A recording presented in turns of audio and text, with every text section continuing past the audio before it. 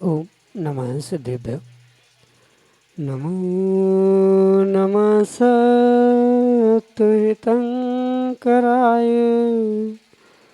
वीराय भव्याम्बुजभास्कराय अनंतलोकाय सुरार्चिताय देवादिदेवाय नमो जिनाय देवादिदेवाय नमो जिनाय। पंच प्रविष्टि भगवान की परम पूज्य आचार्य भगवंत गुरुवर विशुद्ध सागर जी मुनि महाराज की परम पूज्य मुनि श्री सुप्रभ सागर जी महाराज की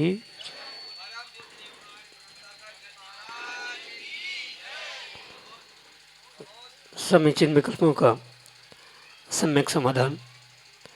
सम्यक ज्ञान की एक ऐसी अनूठी विधा जिसके माध्यम से हम सभी प्रतिदिन अपने ही मन के अनेक अनेक समीचीन विकल्पों का सम्यक रूप से समाधान आगम के परिप्रेक्ष्य में परम पूज्य मुनिश्री के मुखारविंद से प्राप्त करते हैं और वही सम्यक समाधान हमारे आत्मा के कल्याण का पद प्रशस्त कराने वाला होता है। ऐसी आत्म कल्याण की वह अनूठी विधा आप भी जुड़ सकते हैं और अपना समीचीन विकल्प भेज करके परम पूज्य मुनिश्री से उसका आगम के परिप्रेक्ष्य में सम्यक समाधान प्राप्त कर सकते हैं। प्रारंभ करते हैं आज का सम्यक समाधान और आज के पहले विकल्प के लिए पिड़ावा राजस्थान से कोमल चंद जैन महाराज श्री के चरणों में बारंबार नमोस्तु निवेदित करते हुए अपना समीचीन प्रश्न रख रहे हैं कि महाराज जी जो कर्मों का उत्कर्षण अपकर्षण होता है तो वह पुराने कर्मों में होता है या नवीन बंधे हुए कर्मों में। हमारे समीचीन विकल्प का सम्यक समाधान करने की अनुकंपा करें। नमोस्तु महाराज जी नमोस्तु। ओम नमः सिद्धम। परम पूज्य आचार्य भगवान गुरुवर विशुद्ध सागर जी महाराज की परम पूज्य मुनि श्री सुप्रभ सागर जी महाराज की कर्मों का जो उत्कर्षण अपकर्षण होता है यह जरूरी नहीं है कि मात्र पुराने कर्मों में ही वह हो। नूतन कर्म नवीन कर्म जो वर्तमान में भी बन रहे हैं उनमें भी उत्कर्षण अपकर्षण होने की संभावना है। उत्कर्षण अपकर्षण का अर्थ होता है कर्मों की स्थिति में बदलाव होना। कर्मों की जो स्थिति कम अधिक होती है किसी विशेष निमित्त तपस्या या विशेष कारणों के निमित्त से जो स्थिति आदि में परिणमन होता है उसे उत्कर्षण अपकर्षण कहा जाए। क्योंकि 4 प्रकार के बंधक को तो आप बहुत अच्छे प्रकार से जानते ही होंगे। स्थिति, अनुभाग, प्रदेश, प्रकृति, इन 4 प्रकार के बंधों में जो स्थिति यानी कालवाचक बंध होता है जिससे काल का प्रमाण तय किया जाता है कि कितने काल तक सत्ता में रहेगा, कितने काल तक उदय में रहेगा। ऐसी इस स्थिति पर पुरुषार्थ होते हुए उस स्थिति को कम अधिक करने का जो कार्य होता है, स्थिति में परिणमन होना, स्थिति में परिवर्तन होना, इसका ही नाम उत्कर्षण अपकर्षण के रूप में स्वीकार किया। तो ये आवश्यक नहीं है कि मात्र पूर्ण भूत के ही कर्मों पे मतलब पिछले भवों के ही या बहुत पुराने कर्मों पर ही निधत्ति निकाचित छोड़कर कार्य हो। वर्तमान की भी कर्मों पर संक्रमण कह दे या उत्कर्षण अपकर्षण हुआ करता है।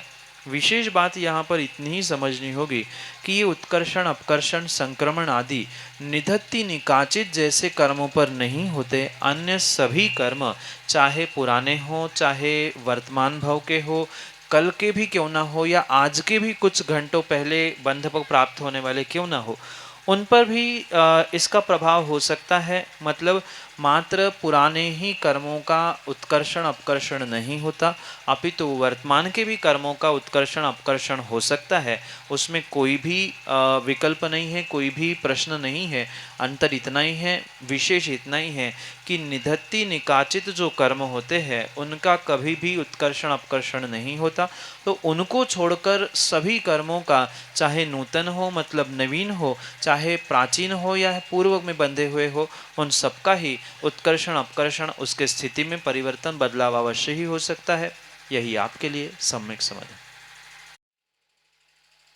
अभिलाषा ठोलिया, जयपुर राजस्थान से, महाराज श्री के चरणों में बारंबार नमस्तु निवेदित करते हुए अपना समीचीन प्रश्न रख रहे हैं कि महाराज जी, यंत्र से जाप कैसे करते हैं? यंत्रों पर जो नंबर होते हैं उनको कैसे पढ़ा जाता है एवं उनका क्या महत्व है? हमारे समीचीन विकल्प का सम्यक समाधान करने की अनुकंपा करें। नमोस्तु महाराज जी, नमोस्तु। जो जाप करने के लिए यंत्र प्रदान किए जाते या बहुत सारे यंत्र बनाए जाते, मुख्यतः से वह नमोकार मंत्र की अपेक्षा से ही प्राप्त होते। जैसे नमोकार मंत्र के 5 पद प्राप्त है, उन 5 पदों में से मतलब 1, 2, 3, 4 और 5 ऐसे 5 पदों का क्रम लिखा होता है। कहीं 1, 2, 3, 4, 5 ये क्रम से लिखा मिलता है, कहीं 2, 4, 3, 5, 1 इस क्रम से लिखा मिलता है। तो जहाँ जैसे उस यंत्र पे संख्या क्रमांक प्राप्त होते हैं, उस क्रम से उन पदों को पढ़ने की आवश्यकता है। जैसे नमोकार मंत्र के 5 पद है, नमो अरिहंताणम, नमो सिद्धाणम, नमो आयर्याणम, नमो वज्रायणम, नमो लोहे सवस्व। जहाँ सबसे पहले 1 लिखा है तो वहाँ नमो अरिहंताणम पढ़ा जाएगा। 2, 3, 4, 5 अगर क्रम से लिखे हैं तो क्रम से उस मंत्रों के पदों को पढ़ा जाएगा। अगर क्रम का उल्लंघन करते हुए लिखा है कि 1, 5, 3, 2 और 4, तो फिर जहाँ 1 है वहाँ नमो अरिहंताणम, 5 लिखा है वहाँ नमो लोहे सवस्सावणम, 3 लिखा है वहाँ नमो आयर्याणम, 2 लिखा है वहाँ नमो सिद्धाणम और 4 लिखा है वहाँ नमो वज्रायणम। इस प्रकार से उन क्रम को आगे पीछे करते हुए इन मंत्रों का उच्चारण करते हुए इन यंत्रों का प्रयोग किया जाता है। क्योंकि आगम में मंत्र उच्चारण की अनेक विधियां बताई है, उसमें से जो क्रम से पढ़ा जाता है उसे याथा तथानुपूर्वी मतलब जैसा क्रम है वैसा ही पढ़ा जाता है। पूर्वानुपूर्वी जिसे कहा जाता है, याथा तथानुपूर्वी वो कहलाता है जो क्रम कुछ भी हो, आगे पीछे भले ही हो, पर पूरे पदों की संख्या जितनी है वह पूर्ण होना, ये याथा तथानुपूर्वी है। कभी क्रम उल्टा भी होता है, मतलब 5, 4, 3, 2, 1 इस क्रम से लिखे हैं, तो ये पढ़ते समय इसे पश्चातानुपूर्वी विधि कही जाती है। तो मंत्र किसी भी प्रकार से क्यों ना पढ़े, मंत्र पूरा होना चाहिए, इस अभिप्राय से वहाँ पर ये यंत्रों की रचना की गई है। और विशेष बात इसमें ये समझनी होगी कि जो सामान्य रूप से नमोकार पढ़ते पढ़ते कई बार मन नहीं लगता या एक रूटीन सा बन जाता है तो मन कहीं और भटकता है, तो मन ना भटके इस अभिप्राय से ही इन यंत्रों की रचना की है, जिससे आपका कंसंट्रेशन बढ़ सकता है। आपके मन जो इधर उधर जा रहा है वह ना जाते हुए कौन सा नंबर है तो कौन सा पद पढ़ना है, ये ध्यान रखते हुए बिल्कुल वह जो यंत्र और मंत्र इन दोनों का व्यवस्थित रूप से कार्य होते हुए कर्मों के निर्जरा होना, साथ में कंसंट्रेशन बढ़ना, मन का जो इधर उधर भटकाव हो रहा था वह भटकाव कम होना, ये सब कुछ कार्य इन यंत्र के माध्यम से किए जा सकते हैं।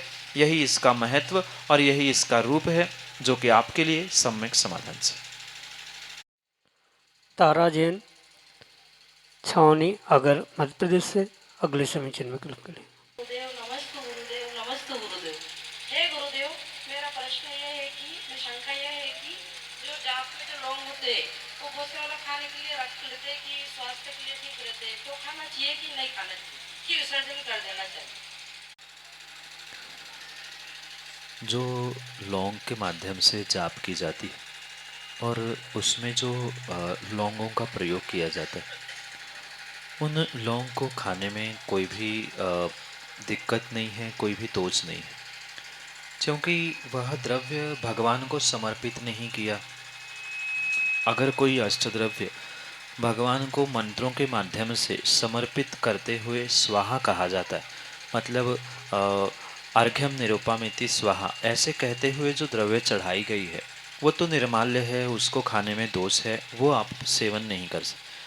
पर संख्या का परिमाण पता चले इसलिए कई सारे लोग लौंगों के माध्यम से उसकी संख्या की गणना करते हैं कि 108 किस प्रकार से करे, कोई साथिया बनाता है, कोई फूल बनाता है, तो अनेक उसके रूप वहाँ स्वीकार किए जा सकते। तो उन लौंगों का जो प्रयोग किया जा रहा है वह तो मात्र एक संख्या का परिमाण पता हो इसलिए किया जा रहा है, ना कि वह लौंग चढ़ाए जा रहे हैं। इसलिए वो चढ़ाए नहीं हैं, इसलिए निर्माल्य नहीं है, उसका सेवन करने में कोई दोष नहीं है। विशेष करके वह मंत्रों के द्वारा मंत्रित होते हैं, क्योंकि प्रत्येक एक एक मंत्र को पढ़ते समय लौंग को हाथ में लिया जाता है, मस्तिष्क पे लगाया जाता है, रखा जाता है। तो उसको प्रयोग करने में, पुनः पुनः प्रयोग करने में भी दोष नहीं है, उसका सेवन करने में मतलब उसको खाने में भी दोष नहीं है। पर अगर उत्कृष्टता से हमारे पास और भी लौंग है, व्यवस्था है, तो उसको समर्पित करें तो वो और अच्छी बात है। मतलब मंत्रों के द्वारा हमने गणना की तो वह मंत्र के लौंग वही विसर्जित करे, बहुत अच्छी बात है। नहीं है आप उसका प्रयोग पुनः भी कर सकते हैं। पुनः पुनः प्रयोग करने के बाद आपको अगर ऐसा लग रहा है कि उसका अन्यत्र हम उपयोग भी करना चाहते तो उसका उपयोग भी कर सकते हैं। उन्हीं लौंगों को पुनः पूजा आदि में भी आप प्रयोग कर सकते हैं।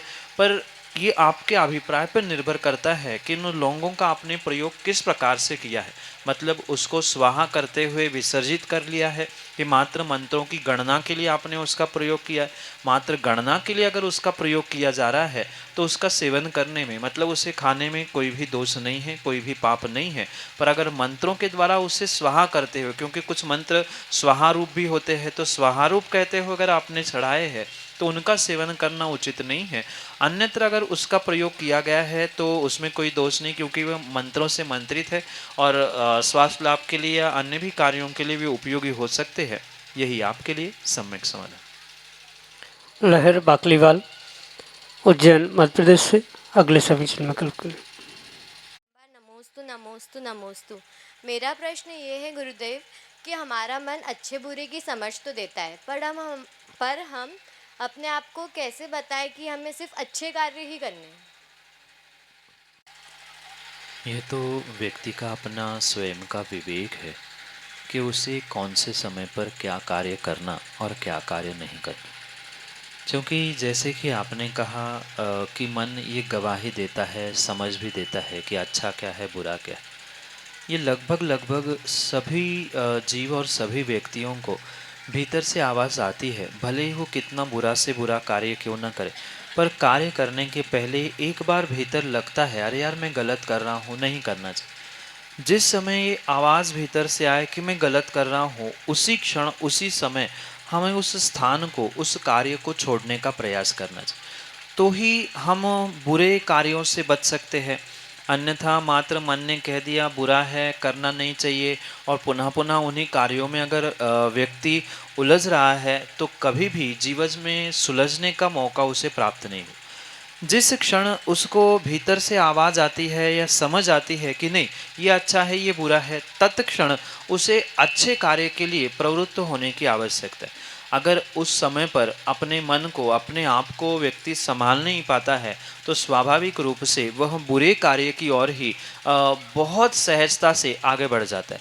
जैसे पानी को ऊपर से नीचे ले जाने के लिए कोई मेहनत नहीं करनी पड़ती, सहजता से ऊपर से पानी छोड़ दो वह ढलान की ओर बढ़ता जाता है। पर वही पानी को जब ऊंचाई तक ले जाना होता है तो उसे मशीन, मोटर लगाते हुए ऊपर चढ़ाना पड़ता है। बिल्कुल मन के जो परिणाम है, भाव है, उनके साथ भी यही कार्य होता है। बुरे की ओर मन के विचार, मन के भाव बहुत सहजता से और बहुत शीघ्रता से बढ़ते हैं, उतना ही विपरीत रूप उसकी अच्छाई के लिए हमें समझना होगा। मतलब अच्छे कार्य करने के लिए, अच्छा सोचने के लिए, अच्छे विचार करने के लिए जीव को बहुत मेहनत करनी पड़ती है, बहुत पुरुषार्थ करना पड़ता है। पर ऐसा भी नहीं है कि वह कुछ कर भी नहीं सकता। वह सोचे चाहे तो बहुत कुछ कर सकता है। इसलिए ध्यान रखें कि जब भी मन में अच्छे बुरे की समझ आए तो हमें तत्क्षण निर्णय करना चाहिए, मैं बुरा करने से फल किसे मिलने वाला है। जो भी मैं बुरा करूँगा, गलत करूँगा, उसका फल मुझे ही भोगने को मिलेगा। पुनः दुख मिलेगा, पुनः बुराई मिलेगी, पुनः बहुत सारे उसके डिमेरिट्स हमें तत्क्षण में सोचने की आवश्यकता है। और अच्छा करने से क्या होगा, उसके मेरिट्स, उसकी अच्छाई, उसके अच्छे फल अगर हमारे तुरंत ध्यान में आए, विचार में आए, मन में आए, तो नियम से व्यक्ति अपने बुरे कार्यों से अच्छे कार्यों की ओर अवश्य ही अग्रसर हो सकता है।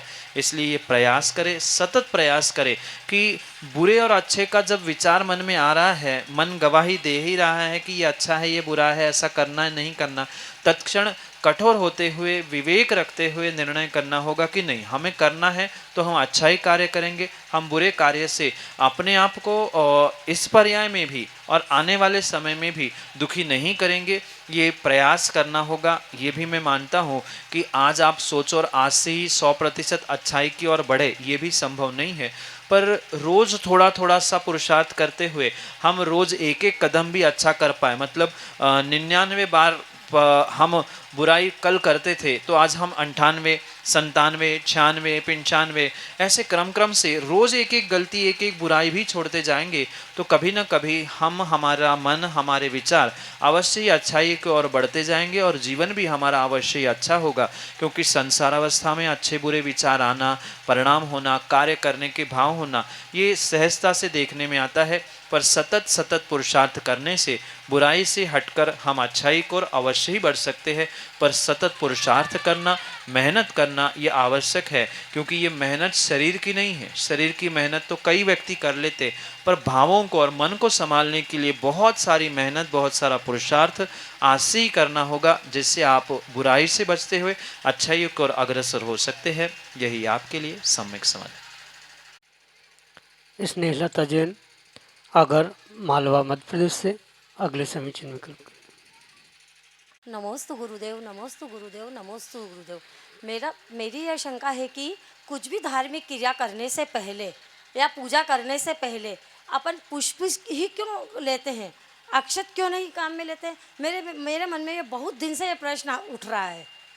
धार्मिक क्रियाओं में सर्वत्र जो पुष्प का प्रयोग किया जाता है, प्रारंभ से लेकर अंतिम तक, वहाँ ये विशेष ध्यान रखें कि धार्मिक क्रियाओं में पुष्प का यह विशेष स्थान ही है। या ऐसे कह दो कि पुष्प को सर्वत्र मांगलिक स्वीकार किया जाए। मात्र हमारे ही धर्म में नहीं, अन्यत्र भी आप देख लेना कि वहाँ भी उन फूलों का, पुष्पों का बहुत बड़ा महत्व है। क्योंकि सामान्य रूप से पुष्प उस पेड़ का, पौधे का एक सुंदर रूप स्वीकार किया जाता है। साथ में धर्म के, आगम के परिप्रेक्ष्य में उसे एक मांगलिक द्रव्य भी स्वीकार किया जाता है। जैसे पीली सरसों है, आपने देखा होगा कि सर्वत्र जब भी कोई शुभ कार्य, अनुष्ठान होते हैं, वहाँ पर पीली सरसों का, या फिर पीली सरसों नहीं तो कम से कम पीले चावल, जिसे पुष्प कहा जाता है, उनका प्रयोग किया जाता है। तो एक मांगलिक द्रव्य है और एक मांगलिक द्रव्य से ही मंगल कार्य, धर्मानुष्ठान प्रारंभ होते। घर का भी कोई कार्य क्यों ना हो, वहाँ भी लगभग शुभ करने की भावना से उत्कृष्ट फल प्राप्त करे, मांगलता प्राप्त हो, इसी अभिप्राय से प्रारंभ भी फूलों से ही, मतलब पुष्पों से किया जाता है, अंत भी पुष्पों से ही किया जाता है। पूजा पाठ में भी प्रारंभ करते समय स्थापना भी पुष्पों से होती है, या उसके पहले भी पुष्पांजलि क्षिपेत कहते हुए भी पीले चावल चढ़ाए जाते हैं। जब भी विसर्जन होता है तब भी उन पीले चावल का ही प्रयोग किया जाता है। तो पीले चावल जो पुष्प रूप में स्वीकार किए जाते हैं, साथ में पीला जो वर्ण है, वह पीला वर्ण भी शुभ माना गया है, मांगलिक माना गया है, और वो पीले चावल पुष्प के रूप में प्राप्त होते हैं, तो वह भी एक मांगलिक रूप है। इसलिए उसी से प्रारंभ करते हुए उसी तक समाप्ति का ये धार्मिक अनुष्ठान का कार्य हमेशा ही सर्वत्र ही किया जाता है, क्योंकि मांगलिक भावना मंगल हो, धर्म अनुष्ठान सर्वोत्कृष्ट हो, इसी भावना से इसका प्रयोग किया जाता है। यही आपके लिए सम्यक समाधि। डॉक्टर अक्षय जैन, मालवा, आगर, मध्य प्रदेश से अगले समीचीन विकल्प के लिए। चरणों में नमोस्तु नमोस्तु नमोस्तु। कहते हैं एक बार जीव सम्यक दृष्टि बन जाए तो उसका संसार अल्प रह जाता है या थोड़ा ही रह जाता है। तो सम्यक दृष्टि जीव की क्या विशेषता है, सम्यक दर्शन कैसे प्राप्त किया जाता है? जो 7 तत्व है, उन 7 तत्वों पर श्रद्धान करना, इसका ही नाम सम्यक दर्शन है। जीव, अजीव, आश्रव, बंध, संवर, निर्जरा और मोक्ष, इन 7 तत्वों के साथ साथ जो आत्म तत्व, मतलब मैं आत्मा हूँ, मैं परमात्मा बनने की शक्ति रखता हूँ, ये जो विश्वास है, यह जो श्रद्धान है, यही एक प्रकार का सम्यक दर्शन है। क्योंकि नाना प्रकार से सम्यक दर्शन को समझा जा सकता है, उसके महत्व को समझा जा सकता है। व्यवहार से अगर समझा जाए, मतलब स्थूल रूप से, बहुत बाहर से, सामान्य से, प्राथमिक अवस्था में अगर सम्यक दर्शन की भूमिका समझी जाए, तो सच्चे देव, सच्चे शास्त्र और सच्चे गुरु के प्रति जो अकाट्य श्रद्धान है, विश्वास है, उसका ही नाम सम्यक दर्शन है। और ये आपने जो सुना है, ये परम सत्य है। जिस जीव ने एक बार सम्यक दर्शन प्राप्त किया, वह नियम से मोक्षगामी होता ही है, मोक्ष को प्राप्त करता ही। चाहे वह क्षायिक सम्यक दर्शन हो, चाहे उपशम सम्यक दर्शन हो, चाहे क्षमिक सम्यक दर्शन हो, तीनों प्रकार में से कोई भी सम्यक दर्शन अगर जीव ने एक बार भी प्राप्त किया है, तो उसका संसार अर्धपुद्गल परावर्तन ही शेष रहा, ऐसा कहा जाता है। जबकि अर्धपुद्गल परावर्तन काल भी बहुत बड़ा है, पर फिर भी अनंत संसार की अपेक्षा से उसका कुछ अंत है, इसलिए उसे संसार थोड़ा कहा जाता है। ये परम सत्य। और रही बात उसे प्राप्त करने की या उसके महत्व की तो बात समझ में आई कि जिसने एक बार कुछ मिनटों के लिए भी सच्चे देवशास्त्र गुरु पर, आत्म तत्व पर, 7 तत्वों पर श्रद्धान किया है, वह नियम से मोक्ष जाएगा। इससे बड़ा कोई महत्व हो ही नहीं सकता। और मात्र मोक्ष ही नहीं, अपितु संसार के जितने भी सुख सुविधाएं हैं, संसार की भौतिक साधनों की प्राप्ति है, धन दौलत है, आदि आदि भी जीव मात्र और मात्र सम्यक दर्शन के बल पर ही प्राप्त करता है। अन्य किसी के भी निमित्त से वह सर्वोत्कृष्ट निधि संसार की और संसारातीत होने की प्राप्त नहीं कर सकता। जैसे 2 प्रकार के सुख कहे जाते हैं, संसार का सुख और संसारातीत सुख। ये दोनों सुख का अगर मुख्य कारण कोई है तो वह सम्यक दर्शन है। और सम्यक दर्शन से ही स्वर्गों का सुख भी प्राप्त होता है। वर्तमान में भी जो चक्रवर्ती, स्वधर्म आदि आदि उत्कृष्ट पद भी कहे जाते हैं, वो भी सम्यक दर्शन की बदौलत से ही प्राप्त होते, अन्य किसी प्रकार से नहीं हो सकते। इसलिए ये सम्यक दर्शन एक ऐसी उत्कृष्ट निधि व्यक्ति के, जीव के अंतरंग से ही प्रकट हो सकती है। जो पुरुषार्थ करता है वह उसे प्राप्त करता है। पर ये ध्यान रखे, ये सम्यक दर्शन कहीं बाजार में, कहीं दुकान में, कहीं मंदिर, कहीं गुरु के पास मिलने वाला नहीं है। ये निमित्त हो सकते हैं, मतलब देव, शास्त्र, गुरु सच्चे निमित्त तो हो सकते हैं, पर प्राप्त व्यक्ति को अपने स्वयं के भीतर से ही करना होगा, तो ही वह उसका पुरुषार्थ करते हुए अपने आत्मा का कल्याण कर सकता है। सामान्य शब्दों में जो अपने आप को पहचानना, सच्चे देवशास्त्र गुरु को समझाना, समझना, ये सम्यक दर्शन का स्वरूप हो सकता है। और सम्यक दृष्टि जीव बनने के लिए यही पुरुषार्थ करना सर्वश्रेष्ठ है। कर्णानियों की अपेक्षा से जो 7 प्रकृतियाँ कही जाती है, उन 7 प्रकृतियों का क्षय, क्षयोक्षम, उपशम आदि करने से सम्यक दर्शन प्राप्त हो सकता है, प्राप्त किया जा सकता है।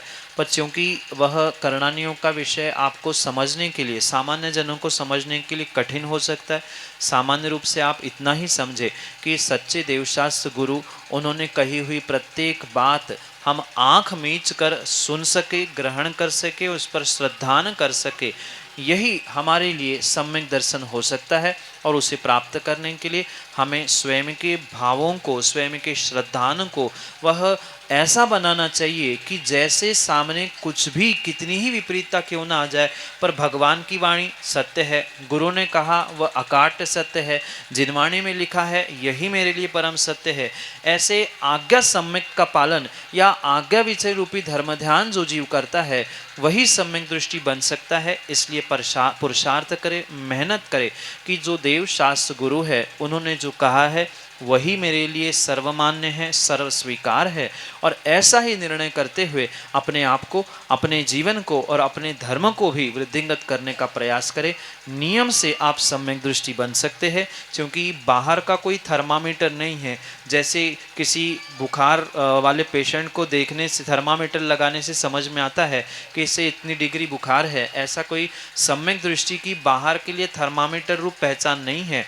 वह उसका श्रद्धान, उसका परिणमन, उसके देवशास्त्र गुरु के प्रति भाव कैसे है, वह प्रत्येक कार्य किस प्रकार से करता है, इस पर निर्भर करता है वह सम्यक दृष्टि है कि मिथ्या दृष्टि है। तो आप सच्चे देवशास्त्र गुरु पर श्रद्धान करते हुए 7 तत्वों को समझे, उनका निर्णय करें, उस पर श्रद्धान करते हुए मैं आत्मा हूँ, परमात्मा बनने की शक्ति मुझ में ही है, ये निर्णय करते हुए अग्रसर होने का प्रयास करें। तो नियम से व्यक्ति सम्यक दृष्टि बन सकता है। यही सम्यक दृष्टि बनने के उपाय आपके लिए सम्यक समाधान से।